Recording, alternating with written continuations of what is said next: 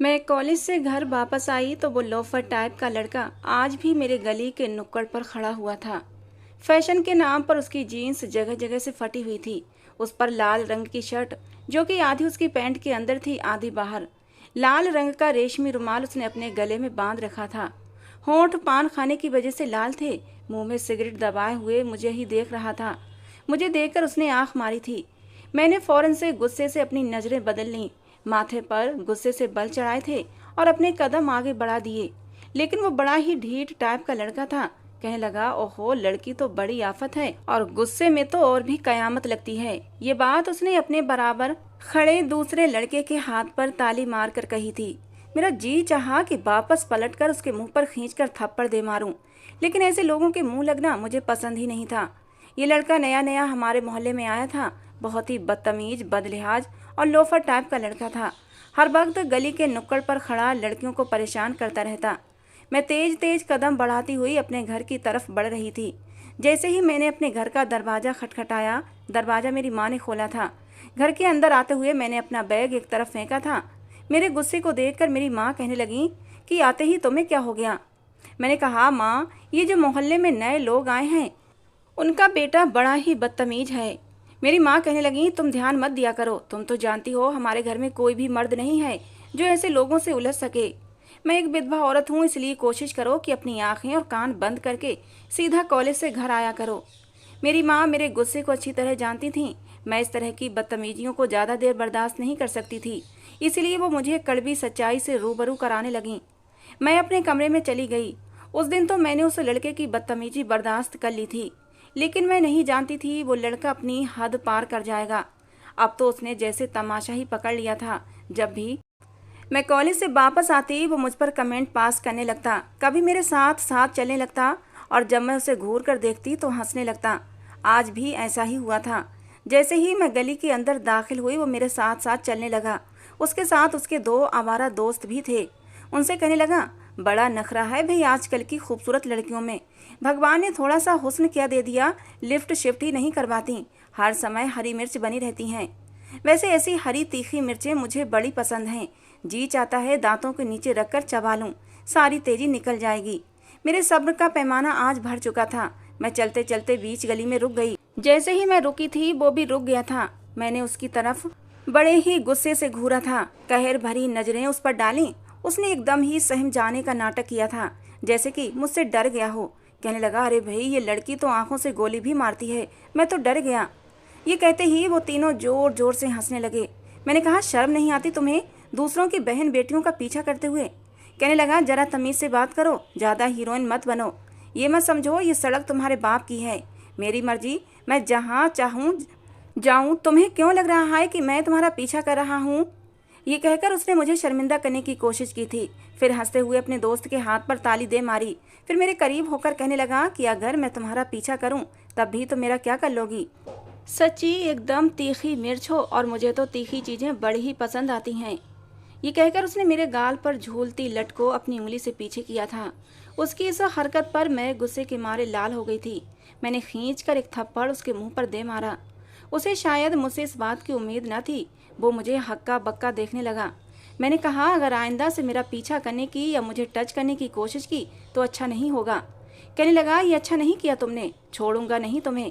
मैंने कहा, अभी पड़ोसियों को इकट्ठा करवाकर तुम्हारी वो मार लगवाऊंगी कि सारी जिंदगी याद रखोगे।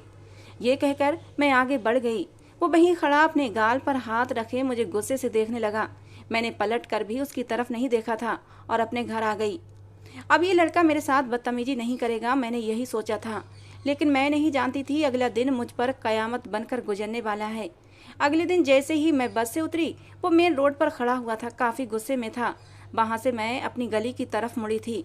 हमारी गली में लोगों का आना जाना जरा कम होता था, लेकिन मेन रोड पर ज़्यादा भीड़ भाड़ होती थी क्योंकि बस और गाड़ियाँ वहीं से गुजरती थीं। एक छोटा सा बाजार भी था, इसलिए लोगों की भीड़ बहुत ज़्यादा रहती थी। मैं बस से अभी उतरी ही थी कि वो भी अपने दोस्तों के साथ बिल्कुल मेरे बराबर चलने लगा। आज बहुत ज़्यादा गुस्से में लग रहा था। मैंने उसे नज़रअंदाज करना चाहा, लेकिन उसने मुझे बाजू से पकड़ लिया और मुझे बिल्कुल अपने करीब कर लिया। उसे तो लोगों की भीड़ का भी एहसास नहीं था। लोगों ने जब ये देखा तो हैरान हो गए। होश तो मेरे भी उड़ गए थे। मैं अब भी कुछ समझ नहीं पाई थी कि ये सब हुआ क्या है कि तभी उसने अपनी जेब से पिस्टल निकाली और मेरी कनपट्टी पर रख दी। मुझे लगा जैसे मैं अपना अगला सांस लेना भूल गई हूँ। मैं क्या, वहाँ मौजूद हर आदमी उसे हैरत से देखने लगा था। इससे पहले कि कोई उसकी तरफ कदम बढ़ाता उसने कहा, खबरदार, जो तुम में से कोई भी आदमी मेरे पास भी आया, ये मेरा और इस लड़की का पर्सनल मामला है, कोई भी आगे नहीं बढ़ेगा।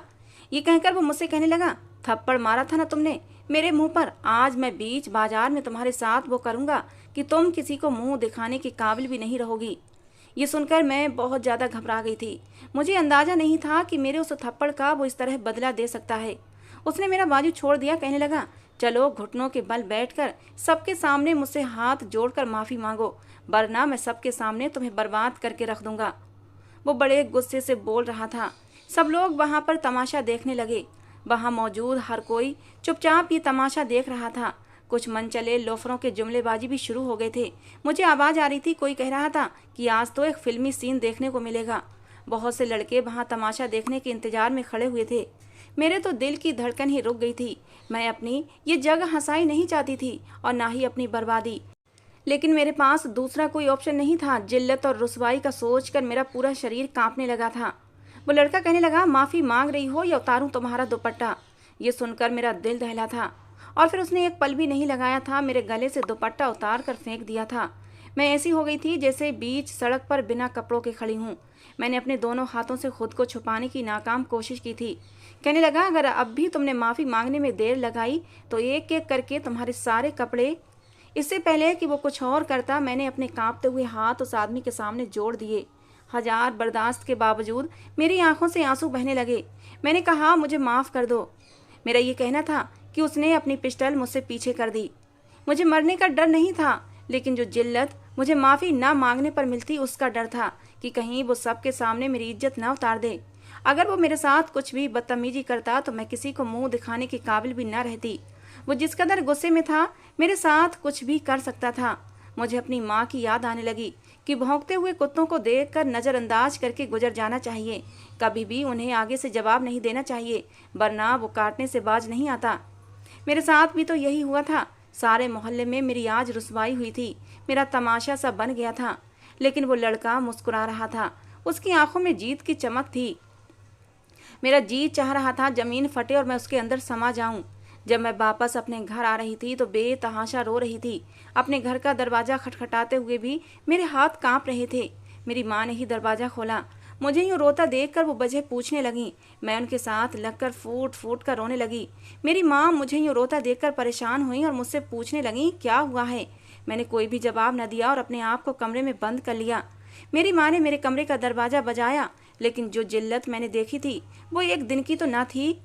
अब जब भी मैं कॉलेज जाऊंगी तो लोग मेरा मजाक उड़ाएंगे, मजाक उड़ाती नज़रों से मेरा स्वागत करेंगे, मुझ पर जुमले कसेंगे कि मैंने कैसे आवारा बदतमीज लड़के से हाथ जोड़कर माफ़ी मांगी थी। मुझे लगा अगर मैं जिंदा रही तो रोज़ अपनी जिल्लत को देखकर मौत का मजा चखूंगी। इससे अच्छा है मैं अपने आप को ख़त्म कर लूँ। मैं बेड पर खड़ी हो गई, अपना दुपट्टा गले से उतार कर पंखे पर डाला और कमरे में मौजूद छोटी सी स्टूल उठाई और बेड पर रखकर उस पर खड़ी हो गई। दुपट्टा अपने गले में बांधने लगी। मेरी माँ बाहर दरवाज़ा बजा रही थी। मेरी आंखों से आंसू बह रहे थे।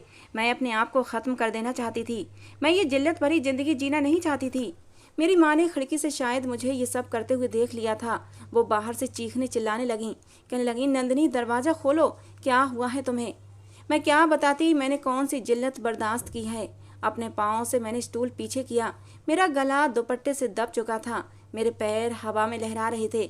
मेरा सांस घुटने लगा था। मेरे हाथ पैर बुरी तरह मचलने लगे थे। मेरी आंखें पूरी की पूरी बाहर आने लगी थीं। मैं अब झटपटाने लगी थी। जैसे ही मेरे गले पर दुपट्टे की पकड़ मजबूत होने लगी थी, मैं बिन पानी की मछली की तरह तड़प रही थी कि अचानक से मेरे कमरे का दरवाज़ा खुला था। सामने मोहल्ले वालों की भीड़ थी। मेरी माँ मुझे देखकर जोर जोर से चिल्ला रही थी। पड़ोस की औरतों ने फौरन से मुझे पाँव से पकड़कर सहारा दिया था, लेकिन मैं अपने होश खो बैठी थी। जब मुझे होश आया तो मैं हॉस्पिटल में थी। मेरी माँ मेरे सामने रो जा रही थी। मुझे अपने जिंदा बच जाने का अफसोस था। एक लेडी डॉक्टर मेरे पास आई और कहने लगी, ये क्या गलती कर रही थी तुम लड़की, अगर तुम्हें कुछ हो जाता तो? फिर कहने लगी, क्यों हराम की मौत मरने जा रही थी? तुम्हें पता भी है ज़िंदगी कितनी कीमती है। ये उन लोगों से पूछो जो अपनी ज़िंदगी के लिए कैसे तड़प रहे हैं। खुदकुशी की क्या वजह थी? मैंने कहा, इज्जत। मुझे अपनी इज्जत बहुत प्यारी है। ये कहकर मैं फूट फूट कर रोने लगी थी। मैंने सारी बात डॉक्टर को बताई तो वो भी अफसोस करने लगी। कहने लगी, हम औरतों को भी अपने हक की खातिर आवाज़ उठाने पर ऐसी ही सज़ा मिलती है। बस भगवान ही है जो हमें इंसाफ दिला सकता है। मैं अपनी माँ के साथ घर वापस आ गई, लेकिन कॉलेज जाना बिल्कुल छोड़ दिया था। मैं अब और ज़्यादा रुसवाई बर्दाश्त नहीं कर सकती थी। मेरी माँ मुझे समझा समझा कर थक गई थी कि अपनी पढ़ाई बीच में मत छोड़ो, लेकिन मैंने अपनी माँ से साफ कह दिया कि मुझे आगे नहीं पढ़ना। हमारा मोहल्ला कोई ज़्यादा बड़ा मोहल्ला नहीं था, छोटा सा मोहल्ला था और हमारा घर भी छोटा सा ही था, इसलिए बात जल्दी ही पूरे मोहल्ले में फैल गई थी। मैं तो चाहती थी कि मैं ये घर छोड़कर कोई दूसरा घर किराए पर ले लूं, लेकिन इसका भी कोई फ़ायदा नहीं था, क्योंकि बात एक मोहल्ले से दूसरे, तीसरे और चौथे मोहल्ले तक फैल गई थी। कुछ महीने गुजर गए थे, मैंने एक कदम भी बाहर नहीं निकाला था। उन्हीं दिनों मेरा रिश्ता आया था। मेरी माँ को मेरी शादी की जल्दी भी होने लगी थी, इसलिए मेरे आने वाले रिश्तों में से एक रिश्ता मेरी माँ को पसंद आ गया। उन्होंने कहा, अगर तुम और भी पढ़ाई करना चाहती हो तो मैं तुम्हारी शादी कर देती हूँ। शादी के बाद तुम अपनी पढ़ाई पूरी कर लेना। मैंने भी इस बात पर कोई ऐतराज़ नहीं किया। मैं भी इस मोहल्ले से दूर चली जाना चाहती थी। हो सकता था कि मैं यहाँ से बाहर निकलूँ तो अपनी आने वाली ज़िंदगी के बारे में कुछ अच्छा फैसला कर सकूँ। खूबसूरती में मैं किसी से कम नहीं थी, इसलिए आने वाले रिश्ते को मैं फौरन ही पसंद आ गई थी। कुछ दिन में ही मेरा रिश्ता तय हो गया था। एक हफ्ते बाद ही मेरी सास मेरे लिए शगुन का सामान लेकर भी आ गई थी। एक सोने की अंगूठी भी वो मुझे पहना गई थी। ना तो हम लोग बहुत ज़्यादा अमीर थे और ना ही वो लोग, इसलिए सादगी के साथ शादी करना चाहते थे। मेरी शादी के दिन तय हो चुके थे। अपनी शादी की तैयारियों के लिए भी मैं बाजार नहीं गई थी, सब कुछ मेरी माँ कर रही थी। अभी वो बाजार गई थी कि जब पीछे से मेरे घर का दरवाज़ा खटका। मुझे लगा कि मेरी माँ होंगी, इसीलिए मैंने दरवाज़ा खोल दिया, लेकिन सामने वही लड़का खड़ा था और उसे देखकर मेरे अंदर आग लग गई थी। वो कहने लगा, मुझे तुमसे कुछ कहना है। मैंने उसकी किसी भी तरह की बकवास सुनना नहीं चाहती थी। मुझे उसकी शक्ल तक से नफरत थी। मैंने घर का दरवाज़ा बंद कर दिया, लेकिन वो फिर से दरवाज़ा बजाने लगा। कहने लगा, मेरी बात सुन लो। मैंने कहा, यहाँ से चले जाओ अगर तुम ये नहीं चाहते कि मैं दोबारा से खुदकुशी करने की कोशिश करूँ। कहने लगा, एक बार मेरी बात सुन लो। मैंने उसे कोई भी जवाब नहीं दिया और अपने कमरे में आकर बैठ गई। काफ़ी देर तक दरवाजे पर दस्तक होती रही और फिर उसके बाद बिल्कुल खामोशी छा गई थी। शायद वो जा चुका था। मेरी माँ शाम को ही वापस आई थी, लेकिन कुछ दिन बाद ही जो कुछ भी हुआ मैं सोच भी नहीं सकती थी।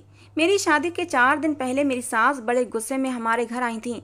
मेरी माँ से कहने लगी, अगर तुम्हारी बेटी का किसी और से चक्कर था और उसने कोई और आशिक पाल रखा था तो हमें पहले ही बता देती, जिसको पाने की खातिर तुम्हारी बेटी ने खुदकुशी करने तक की कोशिश की थी।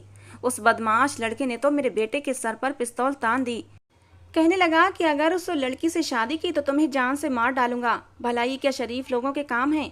क्या जरूरत थी उसे अपने आशिक को मेरे बेटे के पीछे भेजने की? साफ साफ मुझे बता देती, मैं खुद ही पीछे हट जाती। मैंने कोई तुम लोगों से जबरदस्ती नहीं की थी शादी करने की। ये कहकर उसने मेरा हाथ पकड़ा और अंगूठी उतार कर चली गई। मेरी माँ तो माथा पीट पीट कर रोने लगी। कहने लगी, तुम्हारी छोटी सी गलती ने मुझे ये दिन दिखाया है। काश तुम उसे थप्पड़ ना मारती। उस लड़के ने तो हमारा जीना मुश्किल कर दिया है। अब तो कोई भी तुमसे शादी नहीं करेगा। वो लड़का ना जाने क्यों हमारे पीछे पड़ गया है। जब भी बाहर जाती हूँ तो मेरे पीछे पीछे आता रहता है। कहता है, आंटी मुझे माफ़ कर दो। मुझे अपनी गलती का एहसास हो गया है। जबरदस्ती मेरे हाथ से राशन का सामान उठा लेता है, घर तक छोड़ जाता है। मैं उस लड़के की हिम्मत सुनकर हैरान हुई थी। माँ ने मुझे पहले कभी नहीं बताया था कि वो उनके पीछे पड़ा रहता है। बड़ा ही बदतमीज टाइप का लड़का था। पहले उसने सबके सामने मुझे बदनाम किया और अब सभ्य संस्कारी लड़का बनने का ड्रामा कर रहा था। मेरा रिश्ता तक उसने तुड़वा दिया था। माँ की बातें सुनकर मैंने पैरों में चप्पल डाली और घर से बाहर निकल गई। वो गली के नुक्कड़ पर खड़ा सिगरेट पी रहा था। मैं तेज तेज कदम बढ़ाती हुई उसी की तरफ जा रही थी कि जब उसकी नज़र मुझ पर पड़ी तो सीधा होकर खड़ा हो गया। अपनी आधी शर्ट जो उसकी पैंट से बाहर निकली हुई थी उसे पैंट के अंदर करने लगा। शायद वो भी जानता था कि मैं उसी के पास आ रही हूँ। हाथ में पकड़ा सिगरेट उसने ज़मीन पर फेंका और पाँव से मसलने लगा। मैं उसके पास पहुँच गई। कहने लगा, मुझे तुमसे कुछ बात करनी है। लेकिन मैंने हाथ के इशारे से उसे बोलने से रोक दिया। मैंने कहा, शादी करोगे मुझसे? शायद उसे मुझसे इस तरह के सवाल की उम्मीद न थी। मुझे हैरत से देखने लगा, फिर नज़रें बदलने लगा। कहने लगा, मैं तो बस तुमसे ये कहना चाहता था कि मैंने उसे कहा कि मैंने जो पूछा है उसका जवाब दो। मुझसे शादी करोगे कि नहीं? मैं आखिरी बार पूछ रही हूँ तुमसे। वो कहने लगा, हाँ मैं तुमसे शादी करना चाहता हूँ, लेकिन बात तो सुनो। मैंने उसकी कोई भी बात नहीं सुनी। मैंने कहा, इसी महीने की 10 तारीख को मेरी शादी थी, जो सिर्फ तुम्हारी वजह से टूट गई थी। ठीक रात के 8 बजे बारात लेकर आ जाना। ये कहकर मैं वापस पलट गई थी। मैं जानती थी कि उसने ये सब किस लिए किया था। वो मुझे किसी भी पल चैन से जीने नहीं देना चाहता था। शायद उसकी बदले की आग बुझी नहीं थी। मेरी खुदकुशी की खबर की वजह से मोहल्ले वालों ने उसे बहुत बेइज्जत किया था कि तुम्हारी हरकत की वजह से उस लड़की ने खुद को खत्म करना चाहा था। लोगों के ताने सुनने की वजह से वो शरीफ बनने का नाटक कर रहा था। मैंने सोचा, बहुत शौक है इसे मुझसे बदला लेने का। अब मैं उसे बताऊंगी कि औरत अगर अपना बदला लेने पर आती है तो किस हद तक जा सकती है। उसी रात उस लड़के की माँ हमारे घर आ गई। मेरी माँ से माफ़ी मांगने लगी और मेरा रिश्ता भी मांगने लगी। मेरी माँ चुप थी, कुछ भी नहीं कह रही थी। वो खुद ही कहने लगी कि हम लोग 10 तारीख को आएंगे और नंदिनी को बहू बनाकर ले जाएंगे। ये कहकर वो जा चुकी थी। तय समय पर मैं दुल्हन बनी बैठी थी, बिल्कुल सादगी में थी। मेरी माँ तो रोए जा रही थी। ठीक 8 बजे जब वो लोग आए तो मेरा दिल जोर जोर से धड़क रहा था। उस लड़के के साथ बस उसके घर वाले ही आए थे या फिर पंडित जी थे, और मैं शादी करके उसके साथ विदा होकर उसके घर चली गई। उसकी माँ ने मेरे सादे से हुलिये पर भी कोई ऐतराज या सवाल नहीं उठाया था। आज मैं उसके कमरे में उसकी पत्नी की हैसियत से बैठी हुई थी और ये मेरी सबसे बड़ी मजबूरी थी। कुछ ही देर में वो कमरे में दाखिल हुआ तो मैं संभल कर बैठ गई। मेरा दिल इस कदर जोर जोर से धड़क रहा था कि जैसे अभी पसलियां तोड़कर बाहर आ जाएगा। बहुत मुश्किल होता है उस आदमी के सामने उसकी पत्नी की हैसियत से बैठना जिससे आपको सबसे ज़्यादा नफरत हो। मैं अपना पर्स अपने साथ लाई थी जिसमें नींद की गोलियों की शीशी पड़ी हुई थी।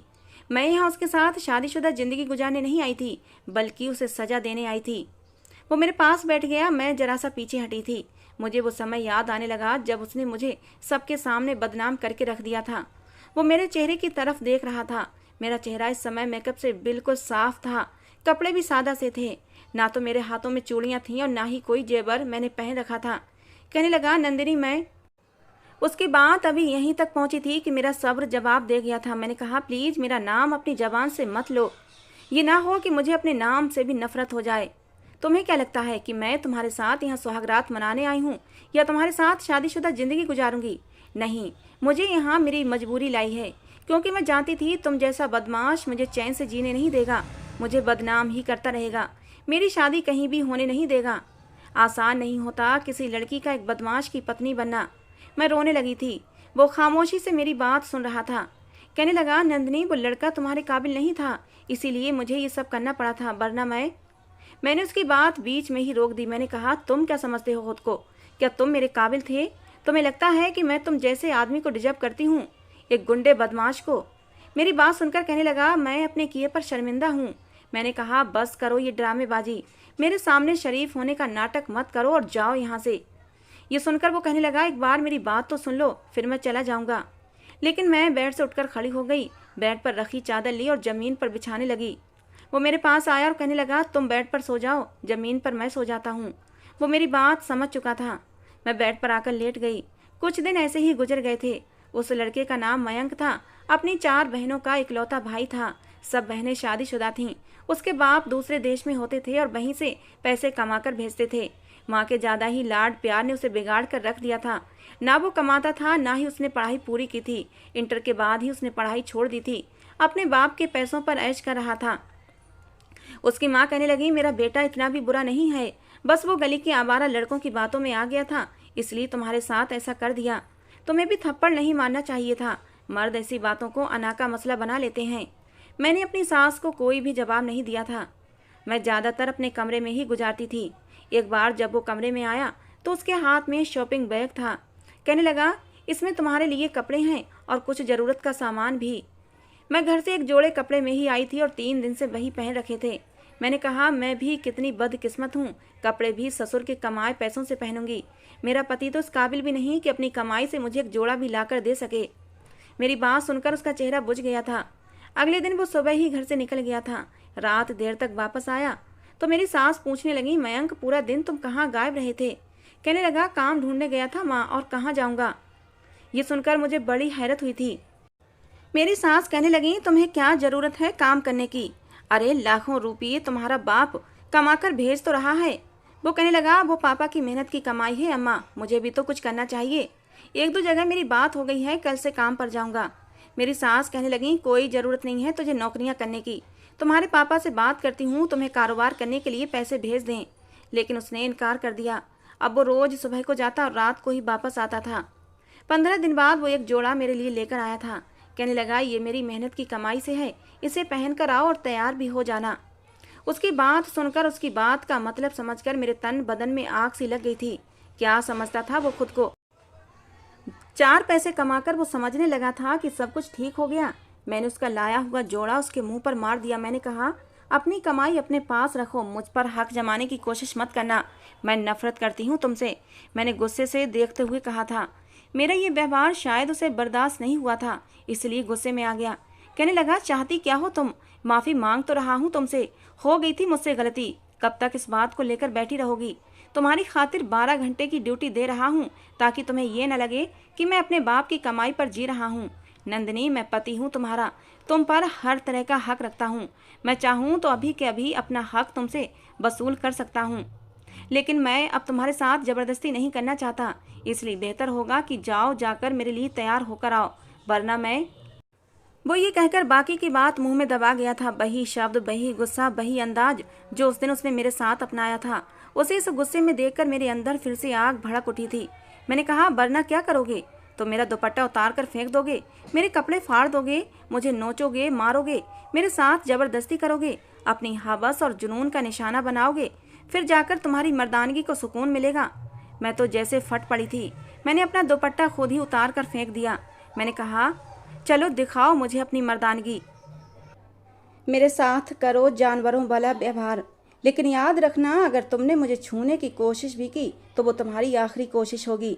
मैंने साइड टेबल से नींद की गोलियों की शीशी निकाली और खोलकर अपने मुंह के करीब कर लिया। ये देखकर मयंक के होश उड़ने लगे थे। कहने लगा, नंदिनी ये क्या है? मैंने कहा, जहर है मयंक, मैं खुद को ख़त्म कर लूँगी, और तुम जानते हो कि मैं ऐसा कर सकती हूँ।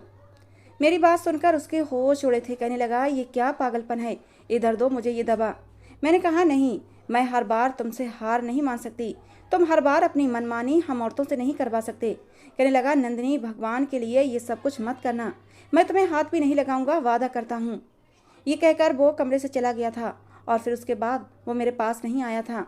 एक बार मेरी सास बहुत बीमार हो गई, उनके सीने में दर्द होने लगा, इसलिए अपनी सास को लेकर मैं भी मयंक के साथ ही अस्पताल गई थी। उन्हें माइनर हार्ट अटैक हुआ था। उसको शायद अपनी माँ से बहुत मोहब्बत थी, इसलिए आईसीयू के बाहर कुर्सी पर बैठा रोए जा रहा था। पहली बार मैंने उसे यूं रोते देखा था। मुझे वो समय याद आने लगा जब उसकी वजह से मेरा रिश्ता टूटा था। तब मेरी माँ भी ऐसे ही आंसू बहा रही थीं। मुझे उसे देखकर जरा भी दुख नहीं हुआ था। मेरी सास सुबह तक खतरे से बाहर आ गई थीं। हम उन्हें लेकर घर आ गए।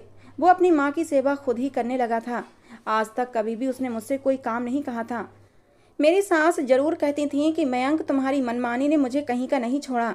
तुमने तो इस लड़की को इज्जत देनी चाहिए, लेकिन इसका तो दिमाग ही 7वें आसमान पर रहता है। मजाल है कि सास को 1 कप चाय का भी पूछ ले। मैंने वाकई कभी ना तो मयंक को कुछ बनाकर दिया था और ना ही अपनी सास को, क्योंकि मैं उस आदमी से बदला लेने आई थी, उसका घर बसाने नहीं। एक बार मुझसे मोहल्ले की एक औरत मिलने आ गई। कहने लगी, नंदिनी, जानती हो, जहाँ तुम्हारा रिश्ता तय हुआ था, पता चला है वो लड़का नशे का आदी है। जिस लड़की से उसकी शादी हुई है वो रोज उस लड़की को मारता है, और कल तो उसने उस लड़की को जान से मारने की कोशिश की थी। उसका सारा जेवर भी छीन लिया था, क्योंकि उसे नशा करना था। उसकी पत्नी ने जब जेवर नहीं दिया तो उस पर जानलेवा हमला कर दिया था। वो लड़की बच तो गई है, लेकिन अब उसका पति जेल में है। ये सुनकर मैं चुप हो गई थी। मुझे मयंक की बात याद आने लगी कि वो लड़का अच्छा नहीं था, तुम्हारे काबिल नहीं था, वरना मैं ये सब कभी न करता। एक बार मैं मयंक के साथ हॉस्पिटल अपनी सास का चेकअप करवाने के लिए गई थी। वहीं मयंक का कोई पुराना दोस्त मिल गया। मुझे उसके साथ देखकर कहने लगा, मयंक, तुमने उसी लड़की से शादी कर ली? यही है ना जिसने तुमसे बीच बाजार में माफ़ी मांगी थी? ये सुनकर मेरे अंदर फिर से गुस्सा और नफरत उभरने लगी थी। मयंक उस लड़के को घूरने लगा। वो लड़का कहने लगा, मुझे तो बड़ी इच्छा थी कि ये लड़की तुमसे माफ़ी ना मांगती और तुम भरे बाजार में से वस्त्रहीन। उसकी ये बात सुननी थी कि मयंक ने उसका गिरेबान पकड़ लिया। कहने लगा, एक शब्द भी और कहा तो जान से मार डालूंगा। मेरी पत्नी है वो, मेरी इज्जत है, और अगर उसके बारे में कुछ भी कहा तो मार डालूंगा। वो कहने लगा, छोड़ो मेरा गिरेबान, मैं क्या, सभी यही कहेंगे, किस किस की जबान रोकोगे? वो अपना गिरेबान छुड़ाकर चला गया था। मैंने कहा, ठीक ही तो कह गया है, किस किस की जबान रोकोगे, बताओ। तुमने उस वक्त तो जो भी मुझसे कहा था, वहाँ मौजूद हर आदमी मुझे वैसा ही देखना चाहता था। बिना कपड़ों के मुझे बेआबरू होता हुआ देखना चाहता था। मयंक, तुमने तो मुझे जीते जी मार डाला है। अब मुझे ये सारी बातें जिंदगी भर सुनना पड़ेंगी। मैं रोने लगी। वो शर्मिंदा सा मेरे सामने खड़ा था, फिर अपने हाथों को मेरे सामने जोड़कर मुझसे माफ़ी मांगने लगा। कहने लगा, नंदिनी, भगवान के लिए इस बात का एहसास मुझे उस समय नहीं था, वरना मैं ये सब कभी ना करता। मैं इतना बुरा इंसान नहीं हूँ, बस अम्मा के लाड प्यार से बिगड़ गया था, जो मेरी हर गलत काम पर कहती थी कोई बात नहीं, लड़के कुछ भी कर लें उनका कुछ नहीं बिगड़ता। फिर गलत दोस्तों की सोहबत ने मुझे और भी बिगाड़ दिया था। जिस दिन तुमने मुझे थप्पड़ मारा था, मेरे दोस्तों ने मुझे शराब पिलाई और मुझे तुम्हारे साथ पाप करने के लिए उकसाने लगे कि मैं तुम्हारे घर जाकर तुम्हें बर्बाद कर के रख दूं, क्योंकि तुमने मुझे सबके सामने थप्पड़ मारा है। लेकिन मैं ये नहीं कर सकता था, इसलिए सोचा जैसे तुमने सबके सामने मुझे मारा था, वैसे ही सबके सामने मैं तुमसे माफ़ी मंगवा लूँगा। गुस्से में मैं तुमसे क्या कुछ कह बैठा था, मुझे अंदाज़ा नहीं था। मेरे होश उस समय उड़े जब ये मालूम हुआ कि तुमने खुदकुशी करने की कोशिश की है। सच बताऊं, मुझे बहुत अफसोस हुआ था। बहुत चाहा कि तुमसे माफ़ी मांग लूं, लेकिन तुम घर से बाहर नहीं आती थीं। और फिर मालूम हुआ कि तुम्हारा रिश्ता तय हो गया है। मैं उस लड़के को जानता था, वो नशे का आदी था और जुआ भी खेलता था, और मैं जानता था कि बदनामी के डर से ही तुम वहाँ शादी कर रही हो, और कसूरवार मैं था।